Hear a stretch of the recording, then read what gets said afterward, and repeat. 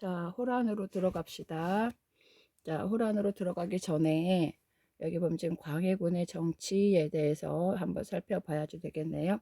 자, 선조 임금님 때 외란을 겪었고 그 선조의 뒤를 이은 게 바로 광해군이잖아요. 그치? 자, 그래서 이 광해군은 전쟁을 직접 겪었던, 경험했던, 전쟁터를 누볐던 그런 경험이 있었기 때문에 그 경험을 통해서 무엇보다도 전쟁의 어떤 참혹함을 뼈저리게 느꼈던, 또는 백성들의 삶을 처절한 삶을 뼈저리게 느꼈던 그런 군주였었고, 그러면서 이제 즉위하면서 정치를 하게 되는데, 광해군의 정치는 국내적인, 국외적인 이 둘로 나누어서 살펴볼 거예요.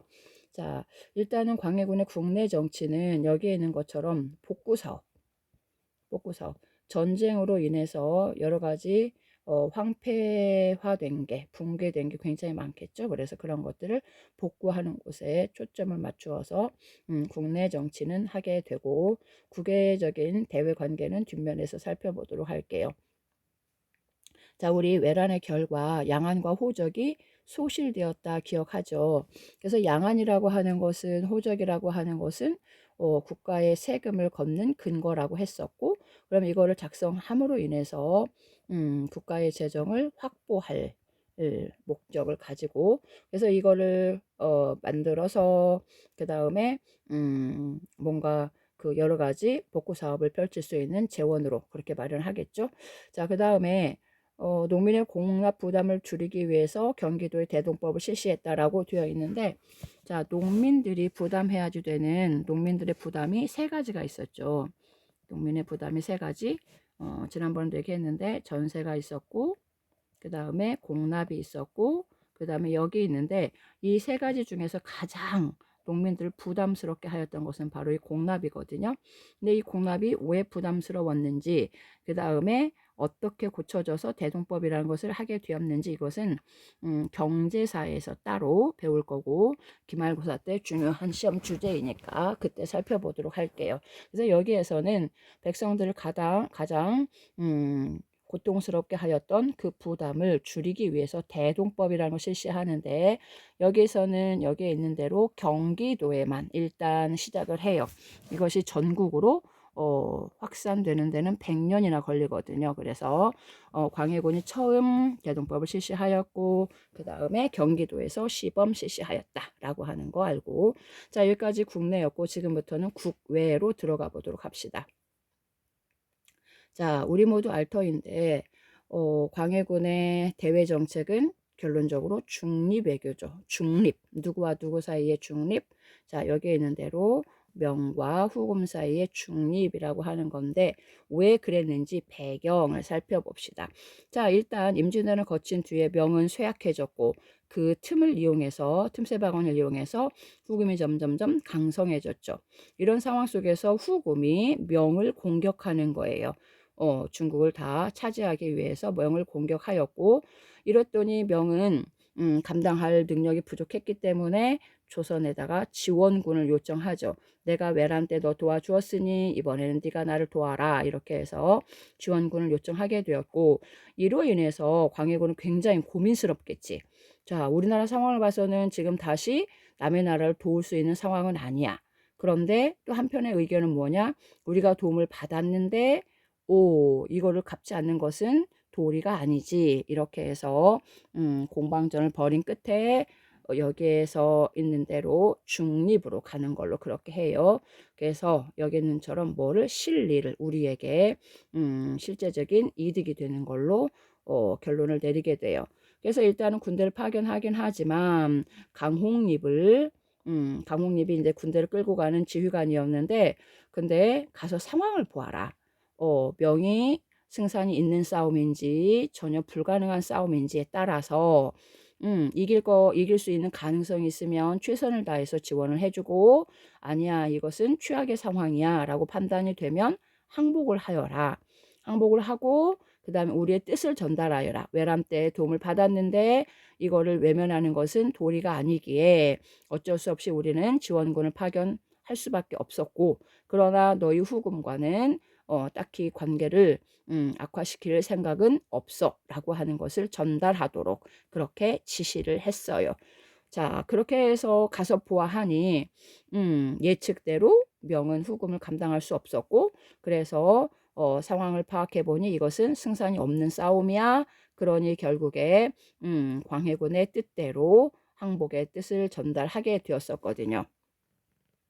자, 그런데 포로로 결국에 이제 우리가 잡히는 건데, 돌아온 이들의 말에 의하면 포로에 대한 대접이 아니라 뭔가 손님에 대한 대접으로 접대하고 그 다음에 돌려보내는 그 후금의 상황을 보면서 국내에 있었던 그 정치인들은 이게 도대체 웬일이냐, 이거는 뭔가가 있다라고 해서 파악을 해보니 광해군의 이러한 뒤에서 뭔가 중립 외교에 대한 꼼수를 부렸던 것들이 드러나게 되고, 이것이 원인이 되어서 결국 여기에 있는 대로 서인들에 의해서 인조가 쫓겨나는 광해군이 쫓겨나는 인조 반정이라는 것은 쿠데타라고 얘기를 해요. 쿠데타. 자, 이렇게 해서 무력에 의해서 광해군이 축출을 당하고 인조가 즉위하는 이런 일이 벌어지죠. 그래서 광해군과 또는 광해군을 도왔던 북인들이 같이 축출을 당하게 되고 인조와 서인들이 집권을 하게 되는데, 이 서인들이 광해군을 몰아낸 이유가 이것도 있지만 가장 중요한 이유는 뭐예요? 중립외교이죠. 중립외교. 자, 이 중립외교라고 하는 것이 원인이 되었기 때문에 서인들은 바로 중립외교를 철저하게 배격을 하고 여기 있는 대로 명예에 대해서 더욱더 사죄하는 마음으로, 그리고 후금은 철저하게 배척하는 이런 정책을 펼쳐나가게 되죠. 그럼 여기서 잠깐 여기 폐모살제라는 것을 잠깐만 설명을 할게요.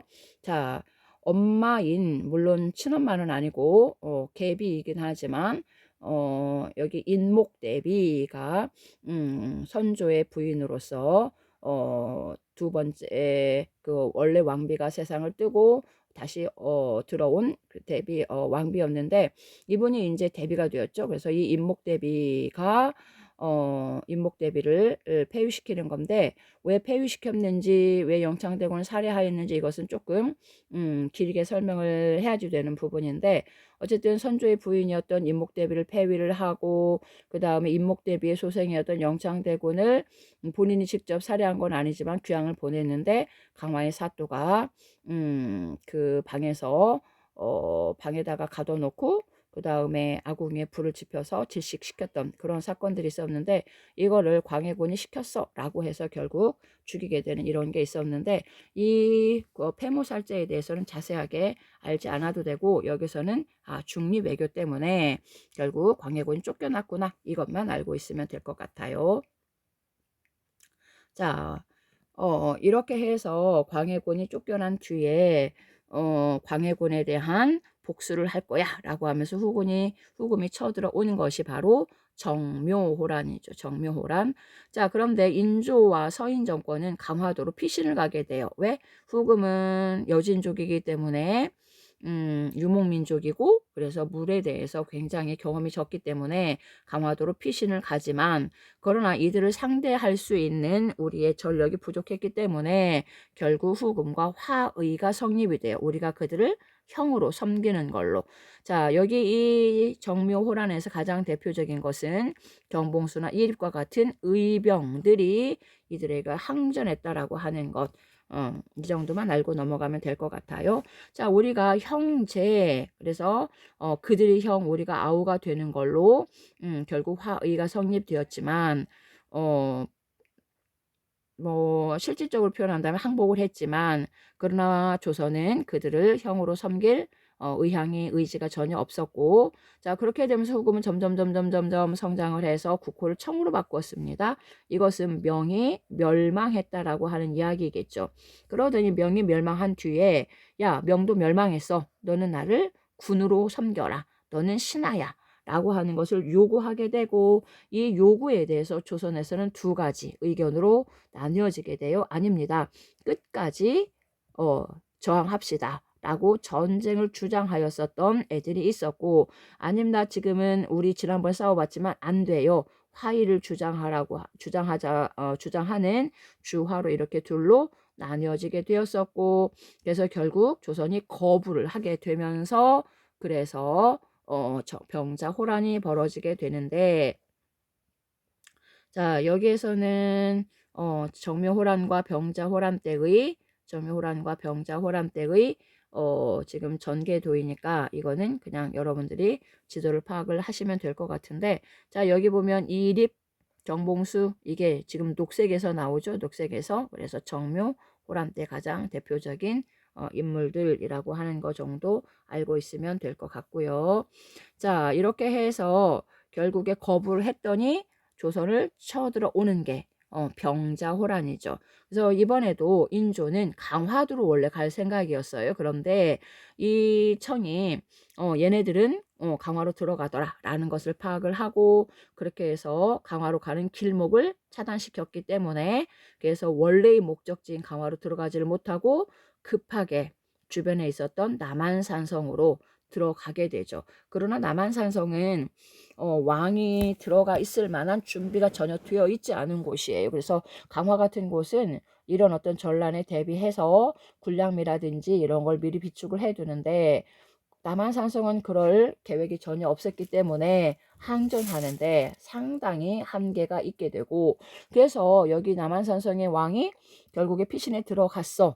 다른 말로 얘기하면 청에게 포위됐어 라고 해서 외부에 있었던 우리나라의 군대들이 남한산성으로 지원을 가요. 그러나 이 청을 전혀 막아낼 또는 공격을 뚫고 왕을 꺼낼 그런 어떤 힘이 없었고, 그래서 결국에 한 45일 만에 남한산성에서 결국 항전하다가 포기하는 걸로, 항복하는 걸로 끝이 나버리게 돼요. 그래서 여기에 있는 것처럼 군신 관계를 체결하게 되는데, 어디에서? 삼전도에서 인조가 무릎 꿇고 절을 하는 어떤 이런 굴욕을 당했던 것이 이 결과라고 얘기할 수 있는데, 자 여기서 이제 굉장히 중요한, 자 여기 주전론과 주화론에 대해서 잠깐 정리하고 넘어갑시다. 전쟁을 주장합니다. 또는 화해를 배척합니다. 라고 하는 거고요. 여기는 화해를 주장하는 이런 얘기에서, 주전론은 처음과 끝까지 싸웁시다. 왜? 성리학의 명분이라는 것을 중요시 여기는 거예요. 우리는 성리학의 어떤 명분에 의해서 우리는 여기 오랑캐인 얘네들과 화해할 그런 명분이 없는 거예요. 목숨을 걸고라도 싸워야 되는 거예요. 그 다음에 우리는 명예에 대해서 끝까지 의리를 지켜야 되는 것이, 그 다음에 얘네들과 싸워야 되는 것이 우리의 명분입니다 라고 하는 것이고, 주하로는 지금 명분보다 우리나라가 일단 살고 봐야 되지 않겠어? 실리가 중요하지 라고 하는 주장을 하게 되면서 이렇게 주하론과 주전론으로 나뉘어서 서로 이제 대립을 했었던 그런 것들이었었고요. 자, 그래서 주전론의 가장 대표적인 인물은 김상헌, 그 다음에 주하론을 대표했었던 인물은 최명길, 이렇게 되죠. 자, 이렇게 해서 결국은 이들이 항복을 하게 되었었고, 자 그러면 시험 대비 사료를 잠깐 봅시다. 자 여기 보면 척화론이에요. 척화론, 화해를 배척하는 거니까 끝까지 전쟁하자고 주장하였었던 주전론이죠. 그래서 명은 부모의 나라야. 노적은 노예와 같이 천한 도적은, 청이라고도 얘기 안 해요. 노예같이 천한 것들은 부모의 원수야. 그러니까 결국은 뭐 해야 된다? 우리는 부모의 원수를 갚기 위해서라도 이들과 화해하자라고 하는 것은 말이 안 돼 라고 하는 것이 아까 얘기했었던 김상헌과 같은 인물들이 했던 이야기예요. 자, 이들의 주장의 근거를 살펴봅시다. 자, 명은 우리랑 200년 넘게 서로 신뢰를 쌓아온 관계야. 그 다음에 그들은 20만 명이나 우리를 임진왜란 때 도와주었거든. 지원해서 도와주었거든. 그 다음에 세 번째, 이 후금에게 처음부터 화친하자라고 하면 우리가 얼마나 우스워 보이겠니? 그러니까 일단 우리가 싸울 수 있는 데까지 싸워서, 얘네들은 뭔가 가볍게 볼 아이들이 아니구나 라고 하는 것을 심어주는 것이 낫다라고 하는 것이 이 척화론의 주장 근거예요. 자, 이번에는 화의를 주장하였던 주화론을 살펴보는데, 자기의 힘을 헤아리지 아니하고, 지금 우리의 상황이 어떤 상황인 거예요? 임진왜란 거쳤죠. 그 다음에 정묘호란 거쳤죠. 이런 것들을 겪었기 때문에 우리는 굉장히 지금 약해진 상태란 말이에요. 그런데 괜히 경망스럽게 큰 소리를 쳐서 그들의 노여움을 도발하면 백성은 얼마나 힘들어지겠니? 국가는 여기서 얼마나 또 곤욕스럽겠니? 그러니 우리는 여기서 일단은 화의를 해야지 돼 라고 하는 것이 최명길과 같은 주화론자들의 주장이었어요. 자, 그렇다면 이들의 근거를 살펴봅시다. 자, 명은 망해가는 나라야. 청은 흥해가는 나라야. 그런데 우리가 명분을 중요시 여겨서 명에 대해서 의리를 지키다가 우리나라를 곤란에 빠뜨리게 하는 것은 이게 얼마나 어리석은 일이니? 라고 하는 거고, 자, 그 다음에 이미 임진왜란 거쳤어? 정묘호란 거쳤어. 그러니 병력도 물자도 굉장히 부족한 상태고 백성들은 아주 어려운 상태야. 굳이 이 상황 속에서 우리가 전쟁을 꼭 해야지 되겠어? 라고 하는 것이 주화론자들의 주장 근거였다고 할 수 있어요.